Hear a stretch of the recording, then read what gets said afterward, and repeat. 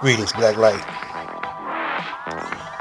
I once heard Dr. Umar Johnson talking about the black woman and the black family. And he made a statement saying that it's a myth that slavery destroyed the black family.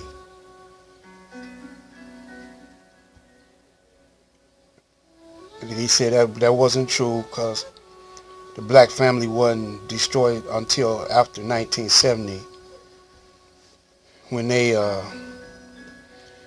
deindustrialized the black male and made the black man irrelevant to the family. If y'all believe that, if you believe that that's for real, that's why he's able to con you, because all you got to do is think back. Slavery, slavery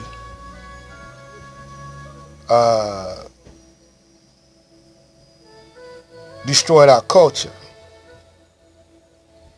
Your culture and the family go hand in hand. Your culture is your family, and your family is your culture. You are cultivated into a particular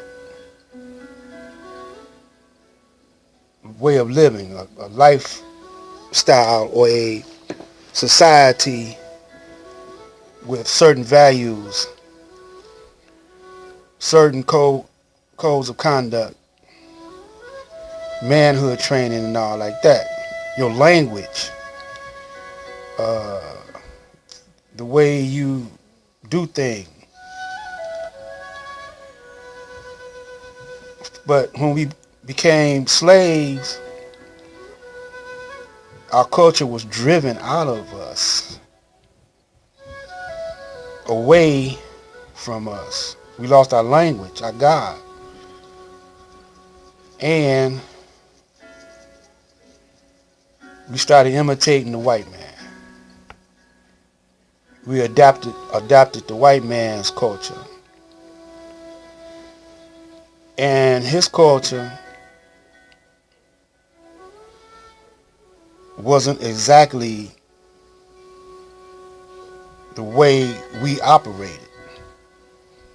We adapted some of his culture,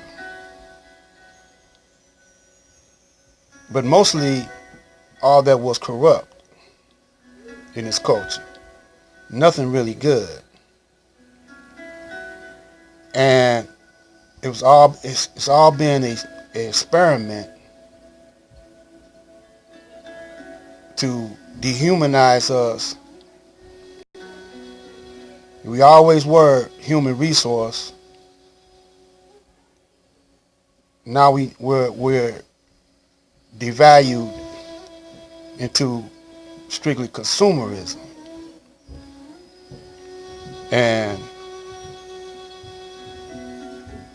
our black woman started following the lead of that Caucasian woman.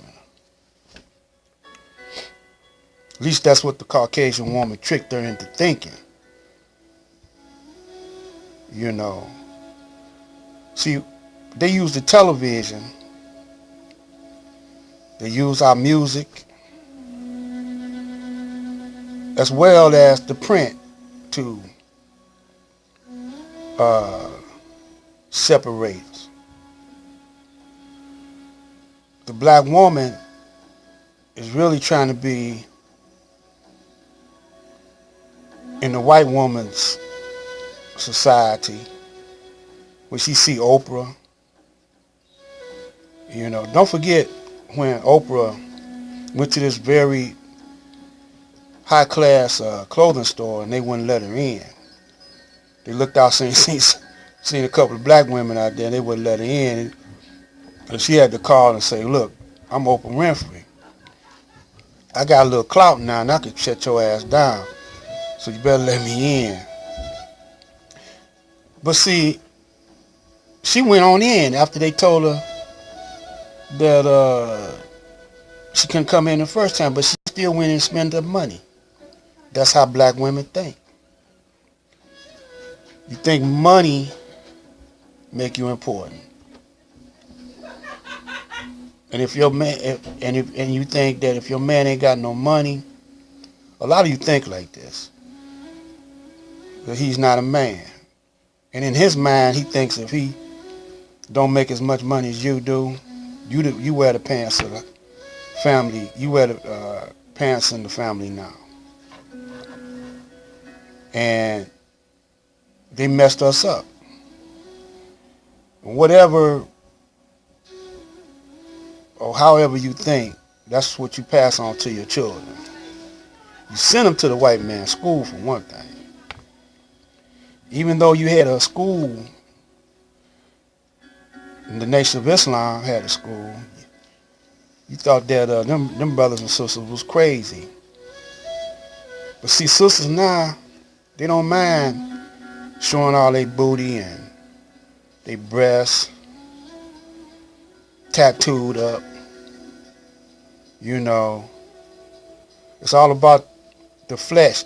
Even those that go to church, you know, it's about flesh to them. It ain't how they look, how they look on the outside.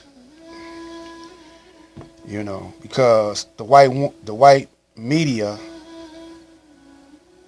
you know, on all their movies, what you see, white woman stripping down, getting naked, having sex. She just met the cat.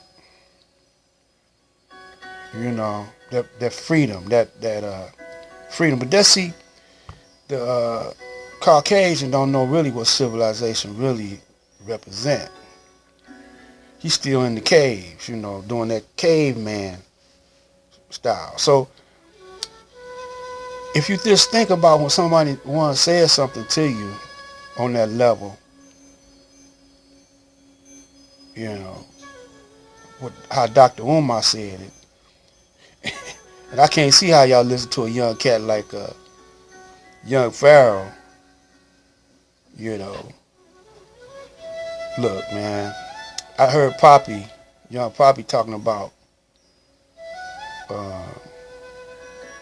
what's this guy named Sinful or Sinful or something, and talking about he teaching people how to pimp. Man, all y'all slick, man. All y'all talk slick, but one thing about pimping, man, you can't turn out every woman. Every woman got a potential of getting turned out according to how she thinks. You know, if a woman is psyching on a man for minks and money and diamonds and all like that,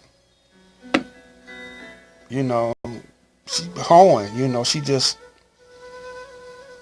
with one cat. But if another cat come along with bigger pockets, deeper pockets, and more money, and look better, she's subject to cheat on the guy, you know, or either quit him. So some guys, you know, they rob banks for their women and, you know, do all kind of things and fight over a woman and all like that. See, it's a whole lot of psychology into this, but we acting like the European. That's why Elijah Muhammad got his own schools, teaching them from a baby on up, dressing them not so provocative, but very, very modest. And the way these sisters, Muslim sisters dress now, they look good. You know, they silks and whatever, very exotic looking, you know. So when you have a neighborhood that's being run down, somebody got to take the lead and start, trying to fix up their property. Then offering help to fix up other people's property. And any vacant houses and whatever, the whole community get together or the whole block get together, those that are available and those can help board it up, keep it looking good, keep your neighborhood up. If it's a neighbor is low in dough and he need his lights turned on, gas turned on, the whole block should have funds to help their neighbor. That's one thing that the Caucasian do. He's organized, very organized, but he's heartless when it comes down to the black man, black woman. But he's very well organized. And he trained us and made us disorganized by breaking up the family, taking away our names, our culture. We lost our whole identity. That's going to disorganize anybody.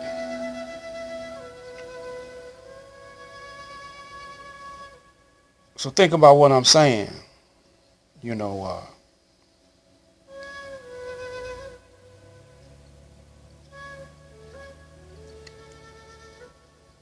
When we start loving each other, when you start loving yourself, you can love someone else. If you can't love yourself, you can't love nobody else. Love self first. This is Black Light.